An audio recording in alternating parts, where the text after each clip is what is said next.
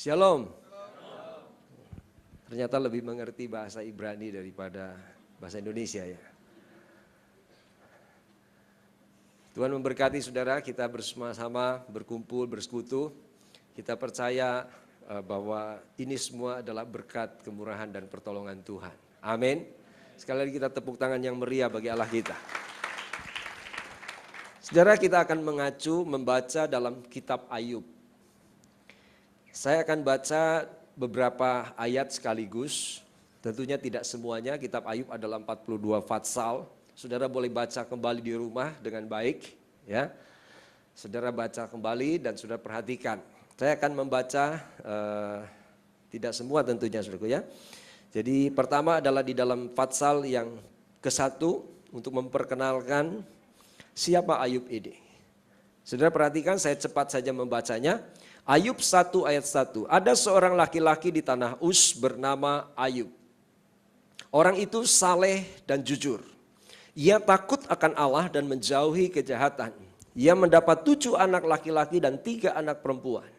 Ia memiliki 7.000 ekor kambing domba, 3.000 ekor unta, 500 pasang lembu, 500 keledai betina dan budak-budak dalam jumlah yang sangat besar.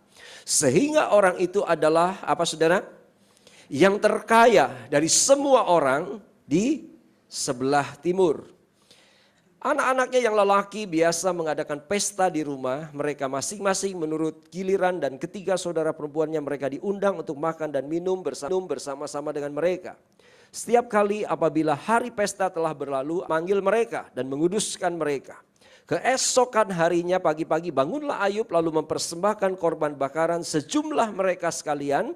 Sebab pikir Ayub, mungkin anak-anakku sudah berbuat dosa dan telah mengutuki Allah di dalam hati. Demikianlah Ayub senantiasa. Demikian dilakukan Ayub senantiasa. Pada suatu hari datanglah anak-anak Allah menghadap Tuhan, dan di antara mereka datanglah juga iblis. Saudara, sampai di sini sudah perhatikan, ini satu bahasa sastra yang sangat kuno. Sehingga sudah jangan terjebak dengan berpikir bahwa Tuhan itu bisa dirayu oleh iblis. Seolah-olah sudah berpikir bahwa Tuhan itu dengan iblis sejajar. Tidak. Amin. Ya, sudah mari saya lanjutkan. Maka bertanyalah Tuhan kepada iblis, dari mana engkau? Lalu jawab iblis kepada Tuhan, dari perjalanan mengelilingi dan menjelajah bumi. Lalu bertanyalah Tuhan kepada iblis, apakah engkau memperhatikan hambaku Ayub? Sebab tiada seorang pun di bumi seperti dia. Yang demikian apa saudara? Saleh dan jujur, yang takut akan Allah dan menjauhi kejahatan. Lalu jawab iblis kepada Tuhan, apakah dengan tidak mendapat apa-apa Ayub takut akan Allah?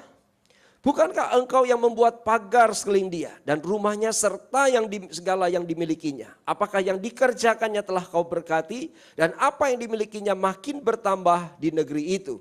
Tetapi ulurkanlah tanganmu dan jamahlah segala yang dipunyainya. Ia pasti mengutuki engkau di hadapanmu. Baca sama-sama ayat 12. Maka firman Tuhan kepada iblis, nah segala yang dipunyainya ada dalam kuasamu, hanya janganlah engkau mengulurkan tanganmu terhadap dirinya. Kemudian pergilah iblis dari hadapan Tuhan. Kita melompat fatsal yang ke-42 atau fatsal yang terakhir. Ayub 42 ayat 1. Maka jawab Ayub kepada Tuhan, aku tahu bahwa engkau sanggup melakukan segala sesuatu. Tidak ada rencanamu yang gagal. Amin. Firmanmu, siapakah dia yang menyelubungi keputusan tanpa pengetahuan? Itulah sebabnya tanpa pengertian aku telah bercerita tentang hal yang sangat ajaib bagiku dan yang tidak ku ketahui. Firmanmu, dengarlah maka akulah yang akan berfirman. Aku akan menanyai engkau supaya engkau memberitahu aku. Hanya baca ayat 5 sama-sama. Hanya dari kata orang saja aku mendengar tentang engkau. Tetapi sekarang mataku sendiri memandang engkau. Sekali lagi ayat 5. Hanya dari kata orang saja aku mendengar tentang engkau. Tetapi sekarang mataku sendiri memandang engkau. Oleh sebab itu aku mencabut perkataanku, dan dengan menyesal aku duduk dalam debu dan abu. Amin. Saudara yang diberkati dan dikasihi Tuhan, saya ingin mengajak saudara sedikit berimajinasi. Andai kalau sudah memperhatikan kitab Ayub, lalu saudara kita percaya bahwa kitab Ayub adalah ada dalam Alkitab dan firman Tuhan. Setuju? Halo? Setuju ya? Nah, seandainya kitab Ayub ini dikeluarkan dari Alkitab, ini seandainya Alkitab dikeluarkan dari Alkitab, lalu dicetak tersendiri, diberi judul Ayub, ya, entah judulnya apa lagi, pokoknya Ayub. Lalu kemudian dicetak, lalu diterbitkan. Katakanlah di Gramedia, di Gunung Agung, atau di mana saja diterbitkan. Kitab Ayub sendiri. Kalau saudara sebagai orang Kristen, saudara baca buku ini, begitu lihat saudara tahu, oh ini dalam Alkitab. Mungkin orang Muslim juga tahu. Tapi ada mungkin kalangan tertentu yang tidak pernah mendengar. Ini Ayub bukan Ayub soto Betawi, saudara. Jadi Ayub dalam Alkitab maksudnya, ya. Nah, kalau ketika orang melihat ada kitab Ayub, lalu diterbitkan, saudara menemukan kalau ada orang yang sama sekali tidak kenal Ayub, lalu menemukan buku ini, lalu dia membaca dan tertarik, lalu dia memperhatikan jalan ceritanya dan seterusnya, sampai tutup, sampai tamat Ayub ke-42 ini ya, saudara, maka saudara perlu bertanya, atau kita bertanya, coba kita pikirkan, di mana orang ini bisa menemukan Tuhan? Di mana dia bisa melihat ada Kristus di dalamnya? Saya tidak bertanya kepada saudara supaya saudara menjawab. Tapi seandainya buku ini dikeluarkan dari Alkitab dan ditaruh begitu saja, lalu bagaimana orang bisa tahu di dalam kitab ini bahwa di dalam kitab itu ada bukti, ada cerita tentang Kristus. Padahal kan tidak ada ayat tulisannya Kristus. Betul? Tetapi di mana saudara dia akan menemukan kitab Kristus, menemukan Kristus di dalamnya. Saya ingin mengajak saudara untuk merenungkan baik-baik pagi hari ini. Bahwa justru ketika kitab Ayub sekalipun dikeluarkan dari Alkitab, saya percaya di dalamnya Tuhan berbicara. Bisa amin? Kenapa saya katakan demikian? Saudara perhatikan Ayub. Ayub adalah seorang yang laki-laki di tanah Uz, di daerah timur. Kalau saya beri gambaran sekarang, maka Ayub itu kira-kira orang Arab. Bukan kira-kira, memang orang Arab lah gitu ya. Nah, jadi kalau saudara sekarang lihat ada konglomerat-konglomerat di Emirates, di Dubai dan lain sebagainya. Saudara jangan aneh, jangan heran. Karena Ayub pun kira-kira seperti itu. Mungkin sekarang raja minyak, ya, tapi Ayub ini pedagang, konglomerat. Dia dikatakan seorang yang terkaya zaman itu. Kekayaannya tidak perlu diragukan. Bayangkan saudara, 3.000 unta.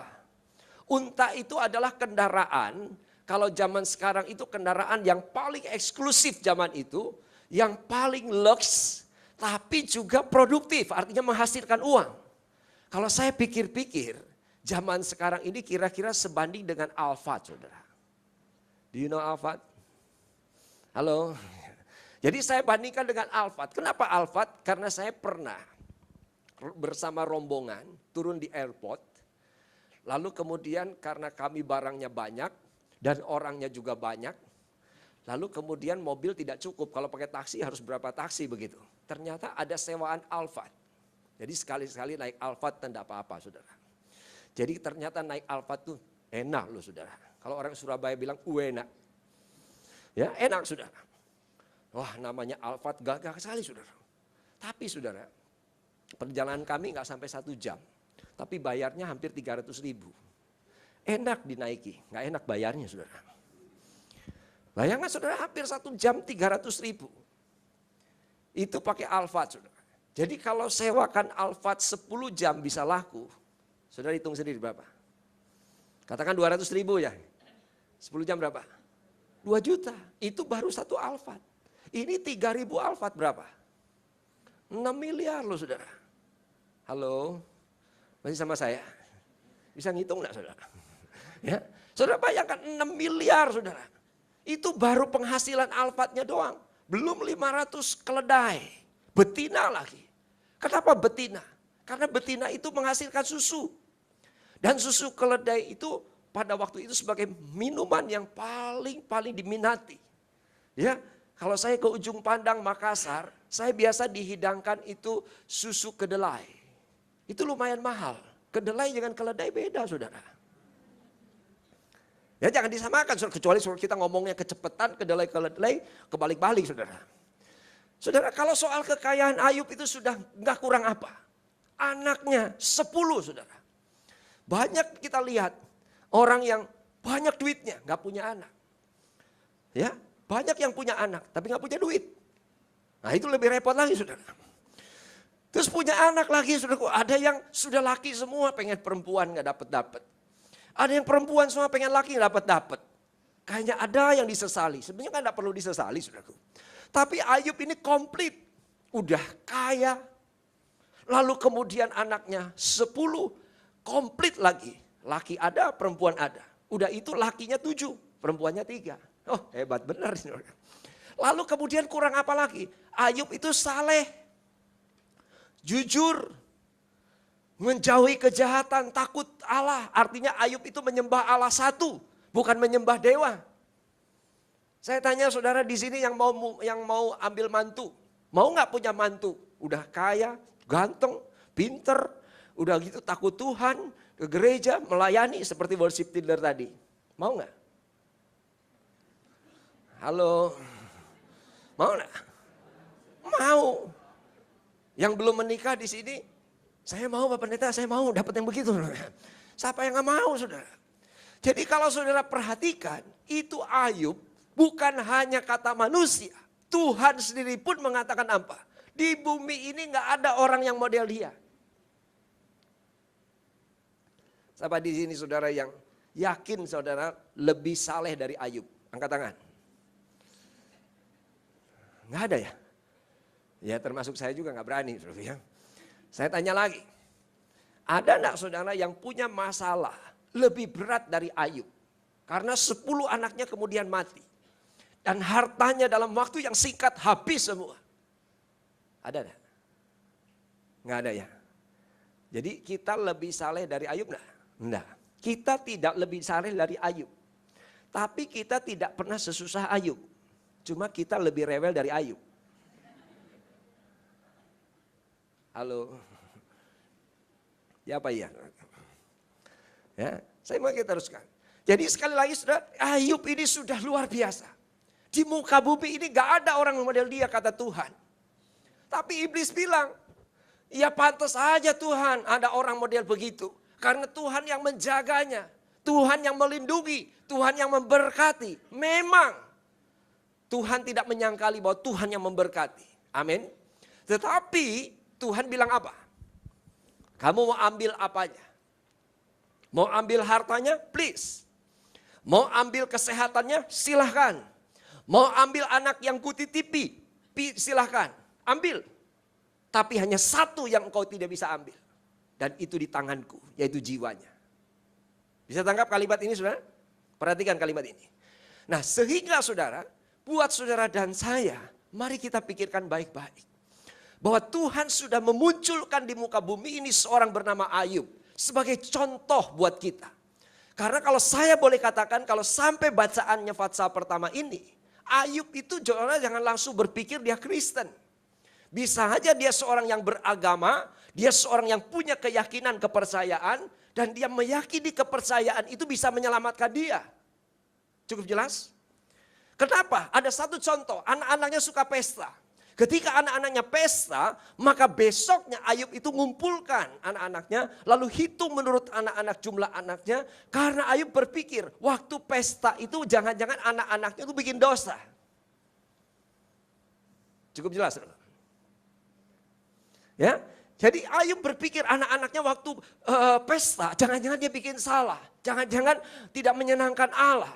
Maka dia bikin acara, bikin upacara, bikin ritual, bikin supaya korban, supaya apa? Menebus kesalahan anaknya. Jadi Ayub punya keyakinan, punya kepercayaan, pada waktu itu dia berpikir dengan perbuatan baiknya, dengan perbuatan agamanya, dia bisa menyucikan anaknya.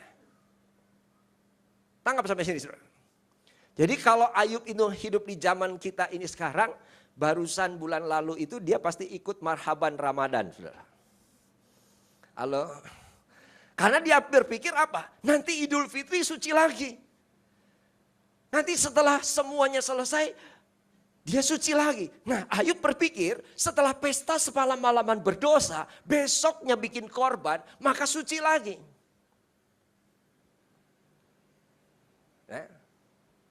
Sampai sini jelas? Ya, mari saya teruskan.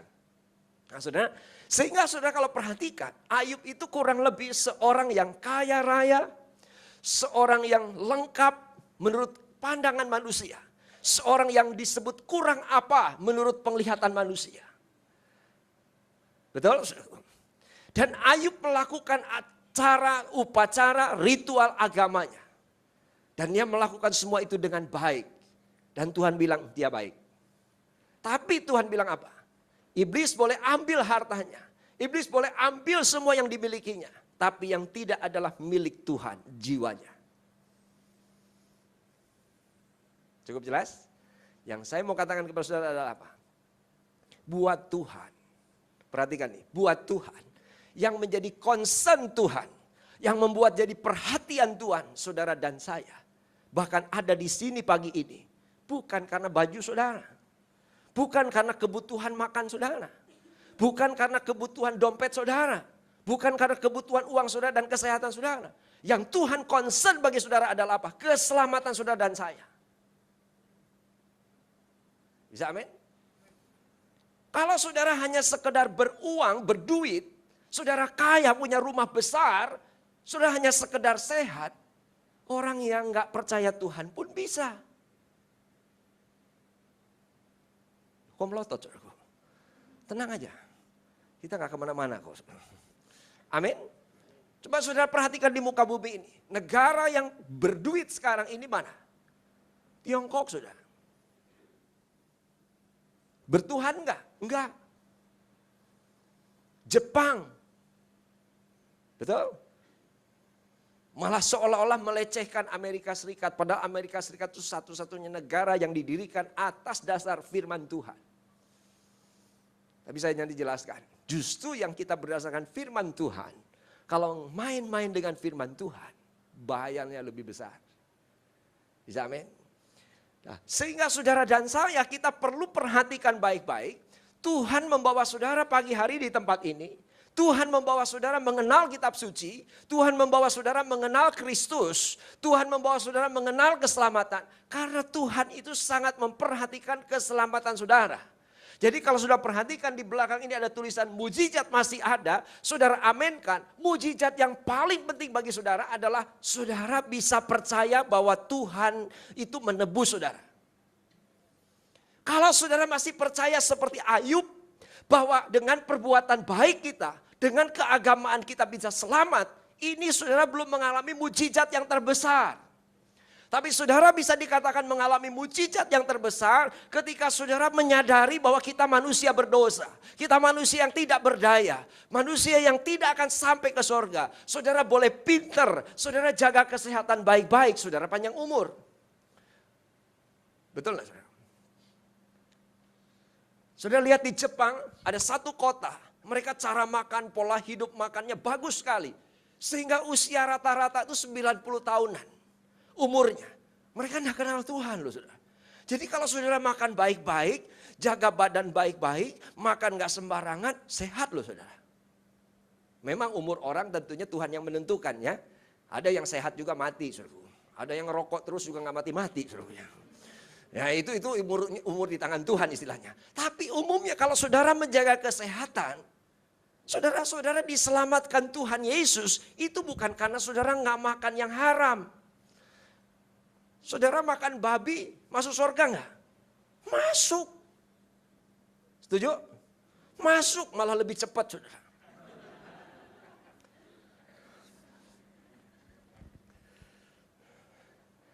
Jadi sekali lagi saudara, kalau saudara hanya sekedar sehat, saudara banyak duit, saudara kalau saudara dagang baik-baik, ya, jujur, langganan banyak, saudara atur keuangan baik, bisa mengendalikan diri, tidak boros, kumpul uang baik-baik. Ya, papa saya aja buta huruf saudaraku. Tapi bisa banyak duitnya. Ya, hanya karena apa? Dagang. Karena itu baru dia mau meninggal baru tahu Yesus. Saudaraku yang dikasih Tuhan. Jadi kalau saudara kerja baik-baik, saudara atur uang baik-baik, bisa kaya nggak? Bisa. Tapi masalahnya adalah seperti Tuhan kepada Ayub. Ternyata Ayub dengan semuanya yang lengkap, kekayaan yang luar biasa. Dan dia begitu hebat, tetapi Tuhan bilang belum selesai. Haleluya.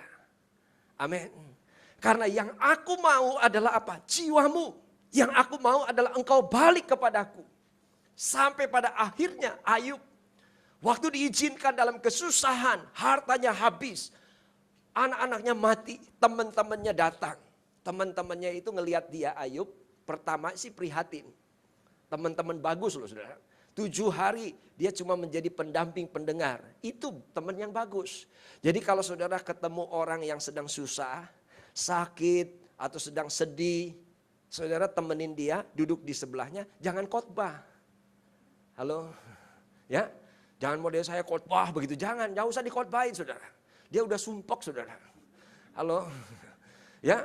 Jangan saudara, kamu harus beriman, makanya saya sudah suruh berkali-kali kamu ke gereja. Makanya sekarang dalam kesusahan begini.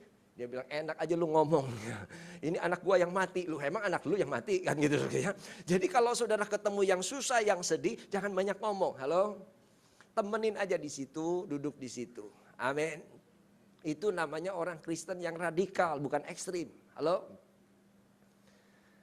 Saya tanya saudara, kalau saudara pisah dengan teman, ya, habis ngobrol-ngobrol terus teman pergi, saudara pergi. Dia suka bilang begini, doakan gua ya.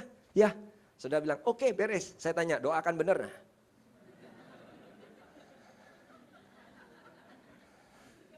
Halo? Ya, doakan bener nah? Biasanya kagak loh saudara. Pisah-pisah aja, itu hanya cuma kamuflase kan? Cuma lip service. Padahal kalau saudara benar-benar Kristen, saudara harus doa. Nggak perlu bangku khusus, nggak perlu ruang khusus, nggak perlu jam khusus. Begitu dia pergi, nggak usah ngomong lagi, saudara diam sebentar. Dan saudara berkata, Tuhan terima kasih kalau saya masih diberi kesempatan untuk mendoakan dia. Karena dia minta didoakan, berarti saya dipercaya untuk mendoakan kepada Tuhan. Amin. Nggak usah ngomong sama orangnya, nggak usah saudara. Yang penting Tuhan tahu, yang penting saudara lebih berkenan ngomong dengan Tuhan.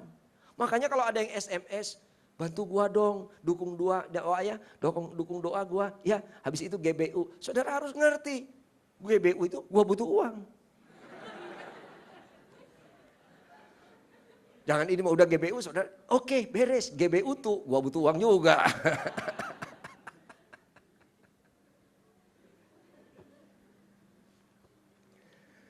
Haleluya. Amin. Nah saudara, kembali kepada Ayub. Jadi Ayub itu orang yang menurut pandangan manusia itu kurang apa. Malah dia segala apa ada. Halo? Ya, dia kaya, dia luar biasa. Tetapi ketika Tuhan izinkan semuanya habis, dia pernah bertanya-tanya. Dia pernah berkata, saya sudah melakukan ini dan itu. Saya sudah berbuat baik. Kenapa Tuhan hajar saya? Kenapa Tuhan habiskan harta saya? Seolah-olah Ayub itu benar dan Tuhan salah. Dan saudara akan menemukan ayatnya. Dia berkata apa? Aku ini suci. Aku ini tanpa salah. Aku ini benar. Kenapa Tuhan biarkan begini? Saya tanya saudara. Ada enggak manusia yang di dunia ini suci, bersih, tidak pernah salah, dan pasti benar? Tidak ada. Tokoh agama manapun, saudara boleh sebut, tidak ada yang betul-betul benar, sempurna. Tidak ada. Semua pasti punya salah, semua punya kekeliruan. Itu manusia. Sehingga ketika Ayub berkata, saya ini suci, saya ini benar. Sesungguhnya dia tidak tahu siapa dirinya.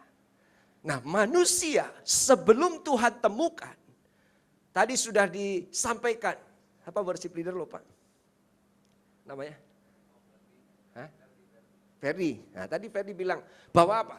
Bahwa bersyukur Tuhan memilih kita. Bukan saudara yang pilih Tuhan. Tuhan yang pilih saudara. Saudara milih, enggak hebat saudara. Saudara milih banyak salahnya. Milih baju suka salah enggak? Suka. Milih buku salah. Milih menu saya sering salah. Ya, maunya saya tahu anget, keluarnya tahu dingin. Ya, salah. Karena bacanya nggak jelas, saudaraku. Ada teman saya, karena duitnya terbatas, dia datang di Tiongkok, penginjilan. Nah, malam minggu dia ajak istrinya, supaya makan sedikit enak di restoran. Begitu masuk di restoran, Dia kan ngirit-ngirit. Cuma ya lebih mewah dari hari biasa. Lalu dia keluar itu. Nah, dia sudah biasa, sudah mulai belajar conversation Mandarin. Tapi baca belum bisa. Nah, tapi sok gaya, saudara. Dia pesan makanan. Kalau cuma ngomong pesan nasi dia bisa. Diangke mifan. Nah, gitu ya. Datang nih nasi, saudara ya. Terus begitu sayurnya apa? Dia bingung. Dia pilih yang paling murah.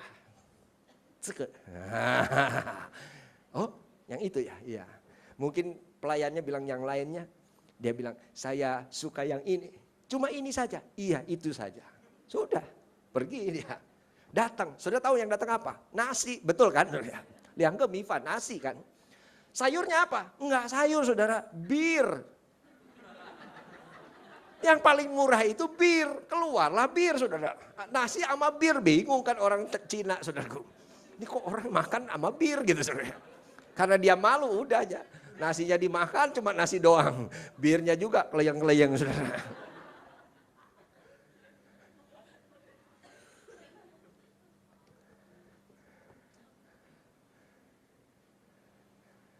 Ya?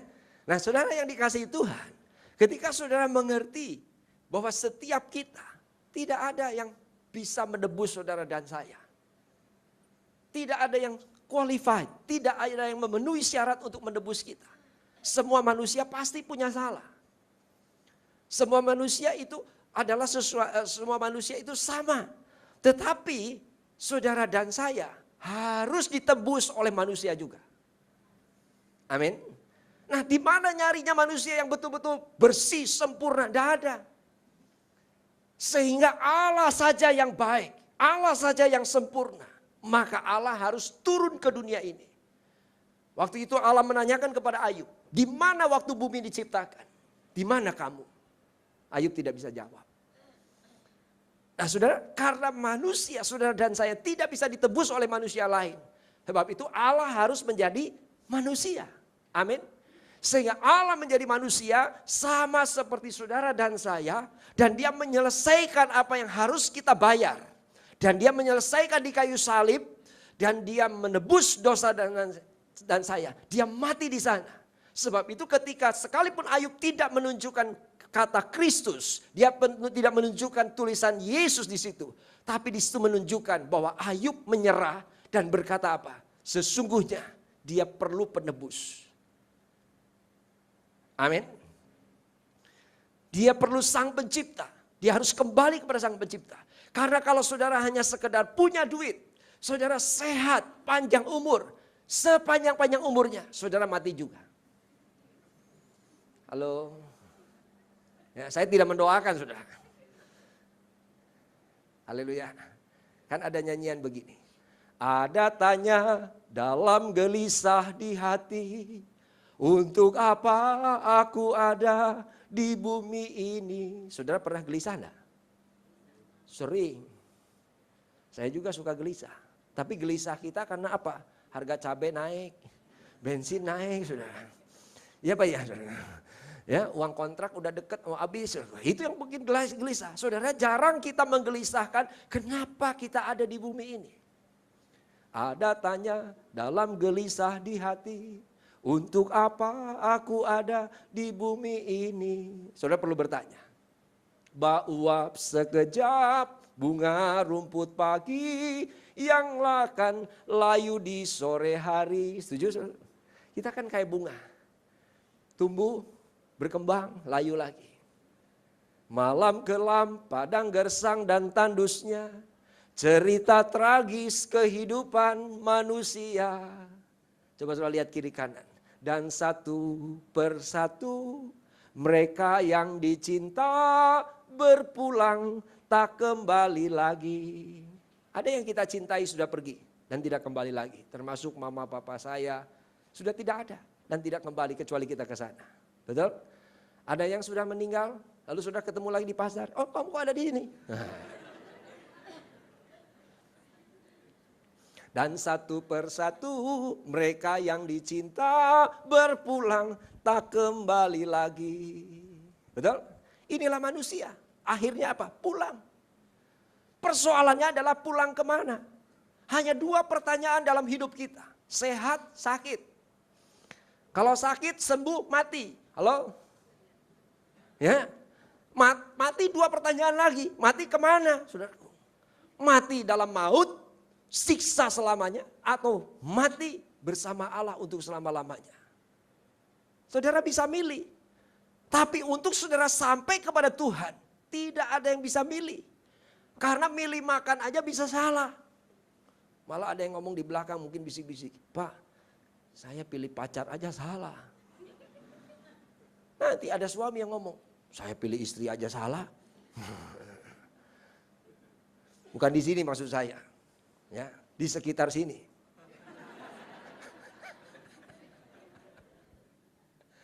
Nah, manusia milih aja bisa salah, apalagi saudara milih Tuhan, kok bisa benar? Saudara bisa milih agama, tapi agama tidak menyelamatkan saudara. Bisa amin? Tapi kita bersyukur, ternyata Tuhan yang milih. Karena saudara dalam gelap, saudara dalam jalur yang salah, saudara dalam arah yang salah, Tuhan menemukan. Ketika Tuhan menemukan, Roh Kudus hidupkan kembali. Ketika Roh Kudus hidupkan kembali, maka dibukakan pikirannya. Sehingga ketika dibukakan pikirannya, maka dia bisa tahu. Amsal mengatakan permulaan hikmat adalah takut akan Tuhan. Begitu dia mengenal dirinya siapa, Ayub tidak lagi berani berkata, saya ini suci, saya ini benar. Akhirnya dia sadar, dia tidak benar.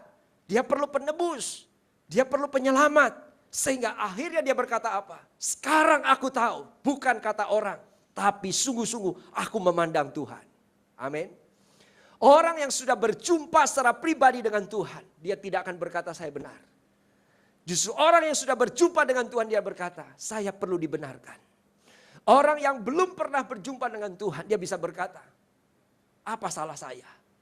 Tapi orang yang sudah pernah berjumpa dengan Tuhan, dia akan berkata Tuhan tunjukkan salah saya. Haleluya. Halo, masih sama saya ini? Amin. Nah, saudara bersyukur kalau saudara menjadi orang percaya, saudara menjadi orang Kristen, saudara mengikut Tuhan. Tapi ingat baik-baik, saudara menjadi Kristen bukan sekedar hanya untuk kaya raya secara materi. Tapi saudara harus betul-betul yakin bahwa akhir hidup saudara adalah bersama Tuhan untuk selama-lamanya. Karena itu yang tidak pernah dimiliki oleh orang yang tidak mengenal Tuhan. Saudara pikir Singapura hebat. Memang Singapura hebat. Semua pengaturannya luar biasa. Ya, canggih luar biasa. Padahal Jakarta jauh lebih hebat, betul Pak ya? Halo? Iya, saudara. Bapak kok yakin? Nggak yakin ya? Indonesia hebat loh saudara. Singapura itu nggak lebih gede dari Jabodetabek loh saudara. Ya tuh, cuma MRT-nya hebat.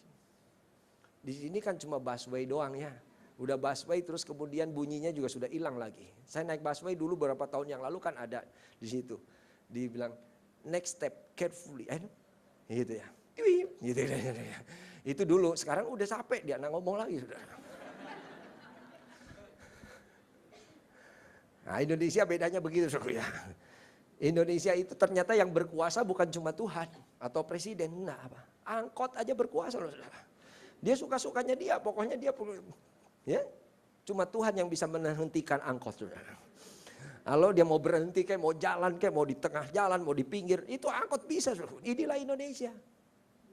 Makanya sudah bersyukur, amin. So jangan maki-maki negeri kita saudaraku. Negeri kita ini kaya raya luar biasa. Bayangkan saya ke Papua baru-baru ini. Saya diceritain di sana, menurut konon orang Papua, kurang lebih selama ini dikeruk emas dari Freeport itu 860 juta ton. Ini emas loh saudara, bukan emas dari Jogja. Nah. Ini emas betul-betul emas. 1 gram emas itu sekarang berapa? Hampir gopeceng saudara. Saya sampai ngitung masuk kalkulator, nggak kehitung lagi saudaraku. Diketik-ketik nggak kehitung lagi saudaraku. Waduh. Jadi saya hitung-hitung, ini kalau nggak salah saya hitung, kalau itu emas dikeruk 860 juta ton, lalu diproses menjadi emas murni sekian ton, lalu kemudian dijual sekarang ini dibagikan kepada 200 juta penduduk Indonesia. Satu orang itu kebagian. Tiap hari loh saudara. Tiap hari penghasilan kita itu 3 jutaan.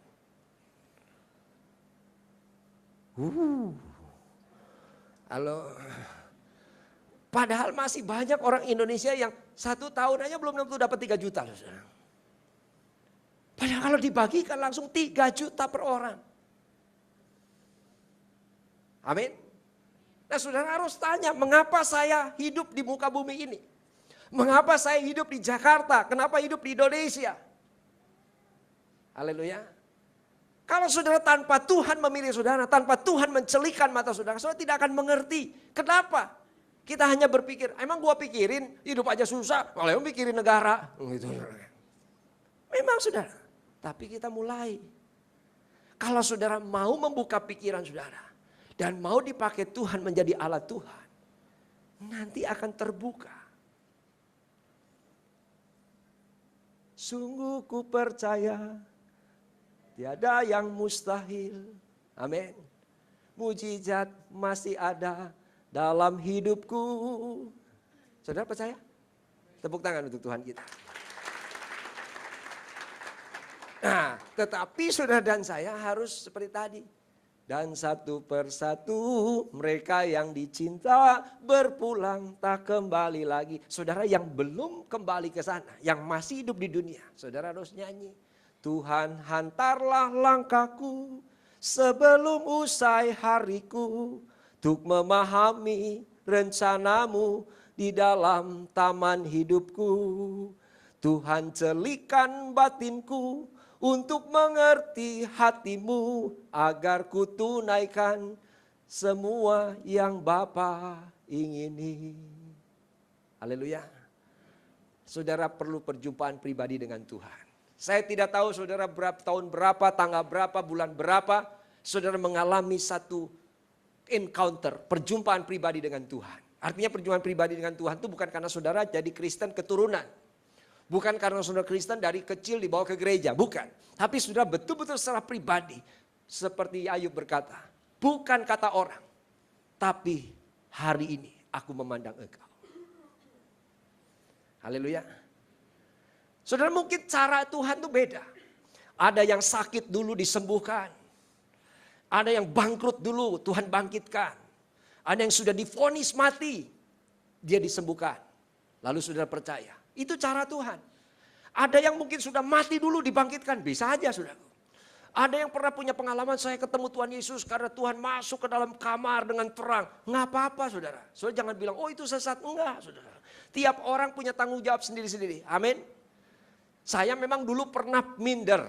Sudah tahu minder ya? Saya pernah minder kalau suruh bersaksi tentang bagaimana saya perjumpaan dengan Tuhan. Saya minder, kenapa? Kurang canggih saudara. Kurang canggihnya kenapa? Karena saya naik mobil dengar kaset nangis. Ya cengeng. Masa cengeng begitu aja terima Yesus gitu ya. Jadi saya kurang canggih. Jadi kalau saya bersaksi malu-malu. Ya. Karena teman saya saksinya hebat. Dia 12 tahun di penjara. Jadi korak dulu. Jadi penjahat dulu. Terus digebukin hampir mati. Terus kemudian akhirnya dijamah Tuhan. Bertobat jadi hamba Tuhan. Kan hebat saudaraku. Yusuf Roni 6 tahun dulu di penjara saudaraku. Begitu keluar sudah disiksa, dia kemudian jadi pengkhotbah. Hebat saudaraku, betul? Saya naik mobil, dengar kaset, nangis, jadi terima Tuhan. Ya, nggak canggih. Dulu saudara. Tapi saya nggak minder. Emang Tuhan caranya begitu. Amin. Saudara mau yang canggih? Saya doakan 12 tahun masuk penjara dulu. Nggak mau saudaraku, iya saudara. Kalau saudara tidak ada yang canggih-canggih bersyukur, amin. Kalau hari ini saudara datang baik-baik diajak teman, saya kan ke gereja cuma diajak teman, sungkan aja tiap hari sudah ngajakin, pagi ini saya baru datang. Nah kalau saudara hari ini sudah berjumpa pribadi dengan Tuhan, saudara bersyukur, haleluya. Nggak harus saudara, mau saudara, wah saya harus canggih dulu, kenapa? Harus dipotong dulu lehernya, nanti nyambung lagi, baru terima Tuhan. Oh nggak perlu saudara, amin. Tapi saudara punya pengalaman pribadi, perjumpaan pribadi dengan Tuhan. Nah setelah pribadi dengan Tuhan, maka saudara punya kecintaan yang lain. Ada istilah maka tidak kenal, tidak sayang. Saudara bagaimana bisa menyayangi Tuhan? Karena Tuhan itu lebih dulu mengasihi saudara, menyayangi saudara. Nah saudara yang disayang Tuhan, saudara ingin mengenal Tuhan. Bisa amin? Nah kalau saudara ingin mengenal Tuhan, baca firman Tuhan. Renungkan firman Tuhan tiap hari. Jangan pernah lalai. Satu ayat minimal saudara harus baca. Saudara baca. Sepertinya tidak terjadi apa-apa. Tapi saya mau wajibkan saudara baca sungguh-sungguh. Karena firman tidak akan begitu saja lewat. Karena apa yang saudara baca hari ini sepertinya tidak terjadi sesuatu. Tapi satu hari begitu ada persoalan, ada pergumulan. Ayat itu akan muncul berbicara bagi saudara. Amin. Dan ketika saudara mengiring Tuhan, saudara menjalani Tuhan, ingat baik-baik bahwa Ayub berkata apa? Bukan kata orang saja, tapi aku memandang engkau. Artinya dengan hati saudara. Yang penting itu adalah hati saudara betul-betul menyatu dengan kepala kita. Bisa amin? Kadang kepalanya ngomong apa, hatinya lain. Saudara harus sampai. Hati di mana saudara? Kalau saya setuju hati di sini. Ya orang bilang kalau dokteran memang di sini saudaraku. Tapi kan tidak ada orang yang menyanyikin hatiku percaya, itu lapar saudara. Mana ada orang yang jatuh cinta begini, sayang betapa aku mencintaimu. Kenapa? Kamu sakit perut ya? Kan enggak, pasti hati di sini. Ini artinya mewakili segenap hidup kita. Hati itu segenap seluruh hidup kita. Karena Alkitab juga berkata, justru yang keluar dari hati itu yang brengsek. Yang keluar dari hati itu yang gak beres. Kalau saudara buka hati, saya berkata Tuhan, please. Bisa amin. Coba lihat kiri kanan saudara. Kasih senyum. Senyum gak bayar saudara, gigi tidak rata pun gak apa-apa saudara. Kan ada nyanyian, dalam duka, dalam suka ku kan tersenyum. Dihina, diolok pun tetap tersenyum. Karena ku tahu Tuhan Yesus sertaku. Apapun terjadi ku kan tetap tersenyum. Setuju? Benar. Minum kopi tersenyum. Kopi habis tersenyum juga. Nonton TV tersenyum. Mati TV tersenyum. Ada orang tersenyum. Nggak ada orang tersenyum juga. Wah ini grogol saudara. Halo. Itu namanya nggak nyambung saudara. Tapi kalau lagu itu bukan. Lagu itu dalam suka dan dukaku tersenyum artinya apa? Saudara adalah orang yang tadi bilang, Ferdi bilang bersukacita. Amin. Karena sukacita itu joy, bukan happy. Kalau happy tergantung sekelilingnya. Dolar naik turun, happy-nya berubah. Tapi kalau joy enggak. Mau dolar naik, mau ditinggal pacar, mau ditinggal kekasih, joy. Oh enggak ada amin ya. Biar dompet saudara tinggal KTP, joy. Oh, enggak ada tepuk tangan, enggak ada tangan Tuhan. Haleluya. Maksudnya tinggal KTP itu sama ATM. Di banknya banyak. Joy, beda saudara. Dalam sukacita. Nah kepala dan hati itu harus nyambung. Itu namanya punya hubungan pribadi dengan Tuhan. Karena kalau kepalanya bilang, ya saya tahu bahwa dagang itu harus jujur. Tahu dalam hati pikiran, tapi hatinya enggak. Ini lain saudara. Nggak nyambung. Ada orang yang keluar dari Grogol, lewat sampai di satu parkiran, dia lihat, ih goblok bener dia orang. Punya mobil bagus, tapi goblok. Padahal dia yang goblok saudara. Itu mobil memang mewah saudara, 4-wheel drive, 4x4 kan. Dia bilang 4x4 aja kagak tahu, goblok nih. Dan dia ambil batu. Dia tulis sama dengan 16. Yang goblok kan dia saudara. Itu mobil bagus-bagus dia tulis. Supirnya yang derek-derek saudara, bos. Jangan dipecat gua bos. Udah deh lu gak usah pusing dah, ini pasti perbuatan yang orang yang iseng nih. Udah deh bawa deh, kita kan masih di asuransi. Akhirnya dibetulin lagi, dibersihkan lagi, sudah. Orang gila lewat lagi, dia lihat. Bandel nih orang, udah goblok bandel lagi saudara. Dia ambil paku, dia tulis sama dengan 16 gitu. Waduh, supirnya sudah gak tahan. Bosnya bilang, gua gak akan pecat lu, tenang aja. Udah gini aja, supaya orang itu puas. Nanti bikin aja grafir, huruf sama angka. 4 kali 4 sama dengan 16. Bos jadi aneh mobilnya, gak apa-apa lain dari yang lain. Ditulis, saudara benar-benar, tapi jadi bagus gitu. 4 kali 4 sama dengan 16. Orang gila lewat. Dia bilang, ini baru betul nih. Udah berapa kali gue kasih tahu, baru dia nyurut. Dia ambil paku, ini baru betul.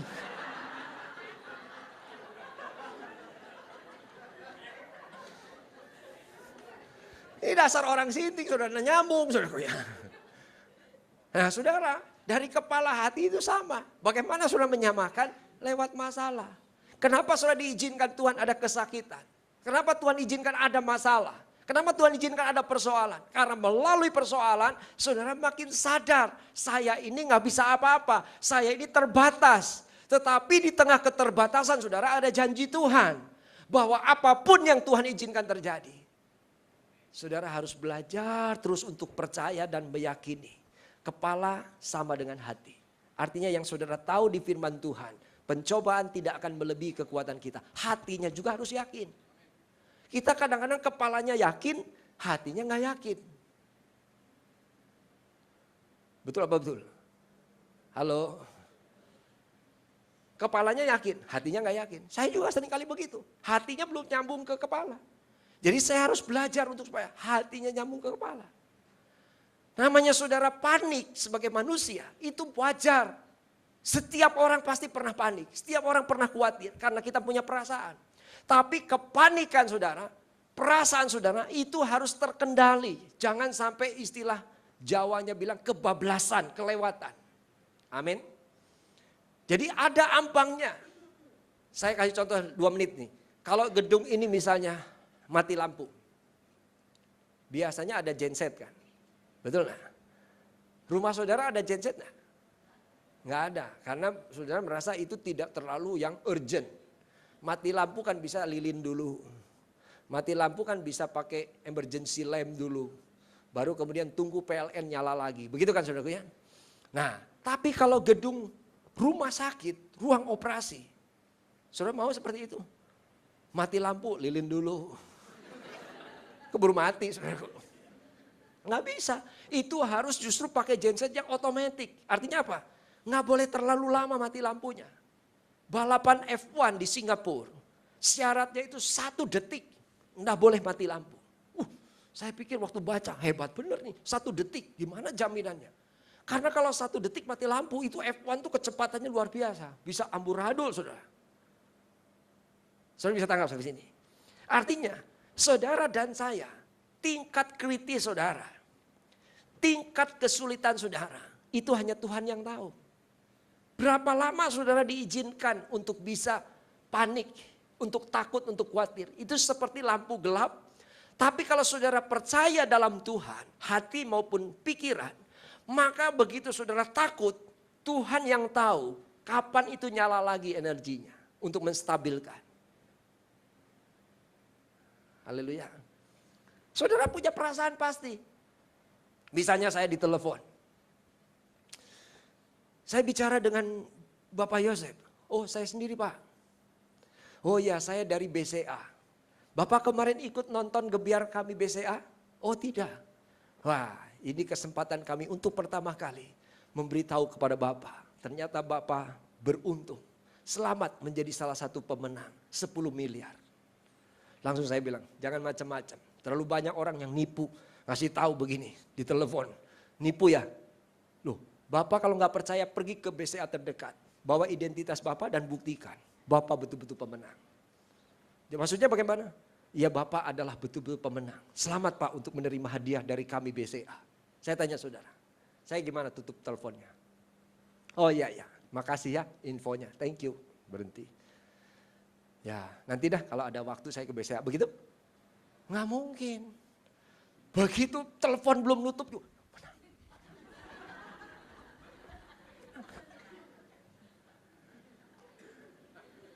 Halo, namanya juga masih punya perasaan. Biar kurus-kurus kan ada dagingnya, saudara. Artinya saudara pasti berekspresi, itu manusiawi. Jadi kalau saudara takut, panik, lalu saudara takut, lalu saudara bereaksi, itu wajar. Tapi reaksi itu tidak boleh kelewatan. Kalau kurang jelas, Pak, ini apakah nama betul Bapak Abdul? Maaf yang namanya Abdul. Iya Pak, saya Pak. Begini Pak, kami ini dari emergency, gawat darurat. Kami dari kepolisian mau memberitahu. Betulkah Bapak punya anak namanya ini? Oh iya betul. Kenapa? Sekarang ada di unit gawat darurat. Dia paling, hah? Di unit gawat darurat? Ada apa dengan anak saya? Betul lah saudara? Nggak mungkin dia ditelepon. Apa ini Bapak Abdul? Iya. Apapun Bapak punya anak namanya Rozak? Iya. Oh iya. Sekarang kami dari kepolisian, dia ada di gawat darurat. Oh gawat darurat. Ngapain dia di sana? Ya ini kami mau jelaskan. Karena tadi terjadi tabrakan. Terjadi tabrakan. Loh, oh tabrakan. Emang masih hidup dia? Masih Pak. Ini Bapak gila saudara. Gak mungkin begitu saudara. Dia langsung reaksi, betul saudara? Nah saudara bisa panik bisa. Bisa takut bisa, bisa khawatir bisa. Tapi ambang ini tidak akan melewati batas. Karena Tuhan berjanji.